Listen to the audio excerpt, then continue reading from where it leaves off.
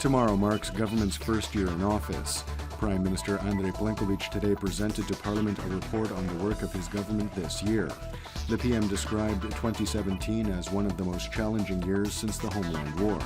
He cited the Agrokor crisis, natural disasters, reconfiguration of the parliamentary majority, the ongoing border dispute with Slovenia, and the INA-MOL arbitration as the key challenges of the year. The PM said that significant headway had been achieved in terms of raising Croatia's economic standing, and that in 2018 the goal was to further that positive trend. Speaking for Croatian radio this morning, Prime Minister Plenković reiterated that the so-called Lex Agrokor law, which allowed government to appoint an Agrokor crisis management team, was a responsible move on the part of the government. He added that government had been very careful in its response to the Agrokor debt crisis so as to not further damage the company's standing on financial markets.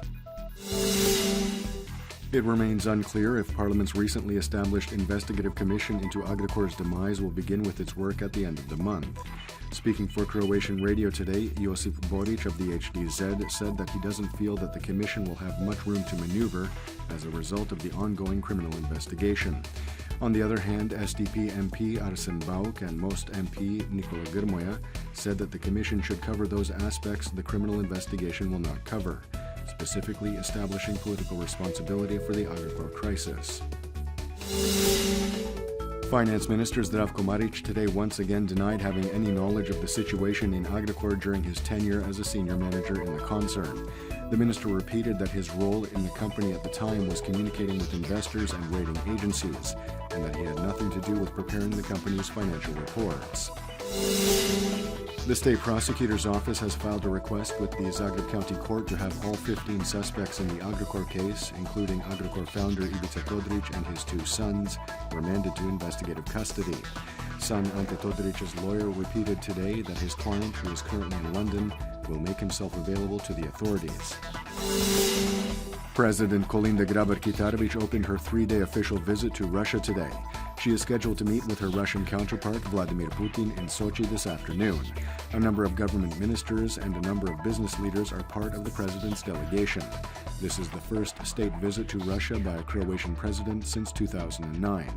The aim of the visit is to strengthen bilateral relations between the two countries, which have been almost non-existent in recent years. At today's cabinet session, government rejected a proposal for a vote of no confidence in Demographics, Family, Youth and Social Policy Minister Nada Murganić. The proposal was submitted by 33 opposition MPs led by the Glas and Pensioners parties, after her ministry put into public debate a proposed family law that has already been withdrawn due to a number of controversial articles. Prime Minister Andrej Plenković stood firmly behind his minister. Taking a quick look at sports, in football, Croatia will play Greece in the additional qualification playoffs for the 2018 World Cup in Russia. The draw for the additional qualifications was held in Zurich yesterday. Croatia qualified for the playoff round after finishing second in Group I in regular qualifications.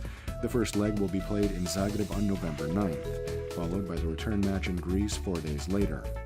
In the regional Ceha Handball League, PPD Zagreb lost to Macedonian side Vardar 30-23 in Skopje last night. Zagreb is currently second in the 10-team league, 5 points behind Vardar. And now the forecast for the remainder of the day. Predominantly sunny, however, there is a chance that fog and low-lying cloud cover could linger in central parts of the country and on the northern Adriatic. The coast will see a mild and erratic wind. Highs will be between 20 to 25 degrees Celsius. The 3-day forecast for the interior calls for predominantly sunny skies and relatively warm temperatures. Cloud cover will begin to move in on Saturday, although it is expected to remain dry. The coast will see predominantly sunny skies on Thursday, with cloud cover moving in on Friday. There could be some light rain on Saturday, primarily on the northern Adriatic.